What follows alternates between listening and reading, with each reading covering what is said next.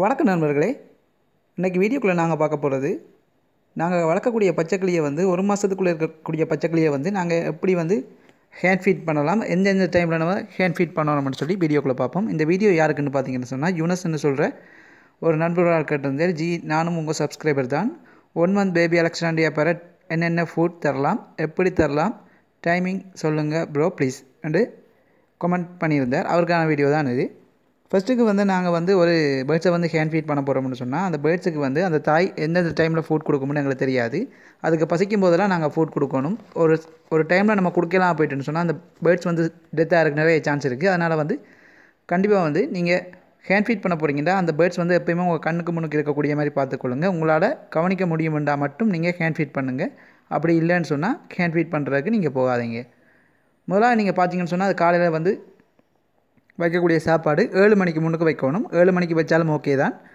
நீங்கள் 7 மணிக்கு வைக்கும்பொழுது இதை வந்து பான் இருக்குது தானே, பானை எடுத்துக்கொள்ளுங்க. பானை பாலோட கலந்து வைங்க. கொஞ்சம் கொதிக்க வச்ச பாலோட பானை நீங்கள் கலந்தீங்கன்னு சொன்னால் ரொம்ப ஊறி நல்லா ஒரு சாஃப்டாக வரும். லைட்டாக வந்து ஆறின பிறகு நீங்கள் வந்து ஒரு கரண்டியில் எடுத்து கொடுக்கலாம். அப்படி இல்லைன்னு சொன்னால் நல்லா கலக்கி எடுத்து ஒரு பானி மாதிரி எடுத்திங்கன்னு சொன்னால் அதை சிரிஞ்சில் போட்டும் கொடுக்கலாம்.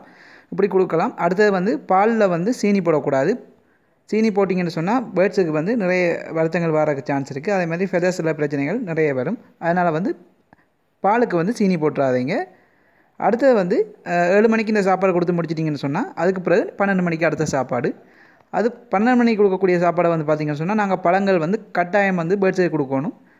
கூடுதலாக காட்டில் வந்து பேர்ட்ஸ் வந்து நிறைய பழங்கள் எடுத்து சாப்பிடும். அதனால் வந்து பழங்கள் வந்து கட்டாயம் வைக்கணும். இதில் நீங்கள் வாழைப்பழம் வைக்கலாம், இல்லாட்டி பப்பாப்பழம், அதே மாதிரி மாம்பழம் வைக்கலாம், கிளிக்கு பிடிச்ச குவம்பழம் நீங்கள் வைக்கலாம். இந்த பழத்தை வந்து நீங்கள் சின்ன பரட்டுன்றால இந்த பரட்டை வந்து நீங்கள் முழுசாக அப்படியே வைக்க இயலாது.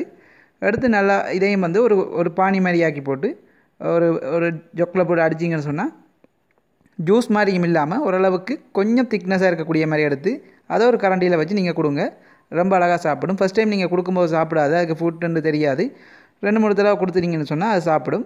அடுத்தது வந்து நீங்கள் இப்படி ஃபுட் கொடுக்கும்போது அது வந்து ஒரு குறிப்பிட்ட டைம் வரைக்கும் சாப்பிட்டு அது பிறகு கக்கும். அப்படி பேர்ட்ஸ் வந்து கக்கும்பொழுது நீங்கள் அந்த ஃபுட் கொடுக்குறத நிப்பாட்டிக்கொள்ளுங்க. அடுத்தது வந்து தொடர்ந்து நீங்கள் கொடுத்து கொண்டு இருக்காங்க. திடீர்னு வந்து அதுக்கு ஃப்ரேக் அடித்து மூக்கால் வந்து ஃபுட் வர வலிக்கிடும். அப்படி சாப்பாடு வந்துச்சுன்னு சொன்னால் அது வந்து பேர்ட்ஸ் வந்து திடீர்னு வந்து டெத்தாக இருக்க நிறைய சான்ஸ் இருக்குது. அதனால் வந்து கட்டாயம் வந்து நீங்கள் இப்படி கொடுக்கும்போது மெதுவாக ஆறுதலாக கொடுங்க. அவசரமாக கொடுக்காதீங்க. மெதுவாக கொடுத்தீங்கன்னு சொன்னால் தான் பேர்ட்ஸ் நல்லாவே சாப்பிடும். இப்படி நீங்கள் 12 மணிக்கு கொடுத்து முடிச்சிட்டிங்கன்னு சொன்னால் அதுக்கு வந்து 3 மணி வரைக்கும் அந்த பேர்ட்ஸுக்கு வந்து பசிக்காது. அதுக்கு பிறகு நீங்கள் 3 மணிக்கு பிறகு நார்மலாக நாங்கள் செர்லேக் இருக்குது தானே, 2 வயசு குழந்தைகளுக்கு கொடுக்கக்கூடிய செர்லேக் எடுத்து அதை வந்து ரொம்ப நல்லா கலந்து கொள்ளுங்க. அதையும் வந்து சுடுதண்ணியில் கலந்து கொள்ளுங்க. சுடுதண்ணியில் கலந்தீங்கன்னு சொன்னால் நல்லாவே வந்து பானி மாதிரி வரும். அதுக்கு பிறகு நீங்கள் ஒரு சிரிஞ்சில் எடுத்து அந்த பேர்ட்ஸுக்கு கொடுங்க. இது எல்லாமே வந்து சுடுதண்ணியில் கலக்கிறதுக்கு காரணம் வந்து கட்டி இல்லாமல் இருக்கக்கூடியதுக்கு தான் நாங்கள் வந்து சுடுதண்ணியில் கலக்கிறோம். இந்த சுடுதண்ணியில் கலந்ததை வந்து கொஞ்சம் நேரம் ஆற வச்ச பிறகு தான் கொடுக்கணும். சுடுதண்ணியோட கொஞ்சம் சூட்டோட கொடுத்தீங்கன்னு சொன்னால் பேர்ட்ஸுக்கு வந்து இறப்பையிலெல்லாம் சூடுபட்டு இறக்கிறதுக்கு சான்ஸ் இருக்குது. அதனால் வந்து கட்டாயம் வந்து ரொம்பவே ஆறின பிறகு கொடுங்க. அதே மாதிரி நீங்கள் பேர்ட்ஸ் வந்து கூடுதலாக வந்து சாப்பிட்டுட்டுன்னு சொன்னால் இறப்பையை பார்த்தா தெரியும், கொஞ்சமாக வந்து வீங்கி இருக்கும்.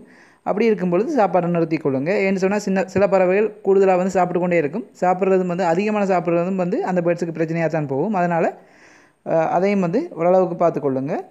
தொடர்ந்து வந்து ஃபுட் கொடுக்கணும்னு எதிர்பார்க்காதீங்க. குறிப்பிட்ட டைமுக்கு கொடுக்க ஒரு 2 hours கழிச்சும் கொடுக்கலாம். அப்படி பார்த்துக்கொள்ளுங்க. அது பிறகு 7 மணிக்கு கொடுக்கக்கூடிய ஃபுட் பார்த்தீங்கன்னு சொன்னால் அதுவும் வந்து பழம் கொடுக்குறது தான் பெஸ்ட்டுன்னு சொல்லுவேன். சத்துமா வந்து ஒரு நாளில் வந்து ஒருக்கா கொடுங்க. அந்த சத்துமா வந்து ஜீரணிக்கிறதுக்கு வந்து ரொம்பவே லேட் ஆகும். அதனால் வந்து ஒரு நாளைக்கு ஒருக்கா வந்து சத்துமா கொடுத்தா ஓகே. நீங்கள் பழத்தை வந்து 2 நேரம் கொடுக்கலாம். அதே மாதிரி பால் ஊற வச்ச பான் கொடுத்தீங்கன்னு சொன்னால் நல்லாவே ஹெல்த்தியாக வளரும். இது 1.5 மாதத்துக்குள்ளே இருக்கக்கூடியது. அதுக்கு பிறகு நீங்கள் நார்மலாக வந்து மீல்வார்ம்ஸ் வைக்கலாம். அதுக்கு முன்னுக்கு நீங்கள் மீல்வார்ம்ஸ் வைக்காதீங்க. அதில் வந்து நிறைய பாக்டீரியாக்கள் இருக்கும். பேர்ட்ஸ் வந்து சில நேரம் ஜீரணிக்க முடியாமல் சாகிறதுக்கு நிறைய சான்ஸ் இருக்குது. அதனால் நார்மலாக வந்து நீங்கள் சின்ன பறவைக்கு வந்து இப்படியான சாஃப்டான ஃபுட் வச்சிங்கன்னு சொன்னால் ஈஸியாக வளரும். ஹேண்ட் ஃபீட் பண்ணுற ஏதாவது டவுட்டுன்னா கமெண்ட் செக்ஷனில் கேளுங்க. இந்த வீடியோ பிடிச்சிருந்தா ஒரு லைக் பண்ணுங்கள். இது போன்ற வீடியோக்கள் டெய்லி வேணும்னா நம்ம சேனலுக்கு சப்ஸ்கிரைப் பண்ணுங்கள். தேங்க்ஸ் ஃபார் வாட்சிங்.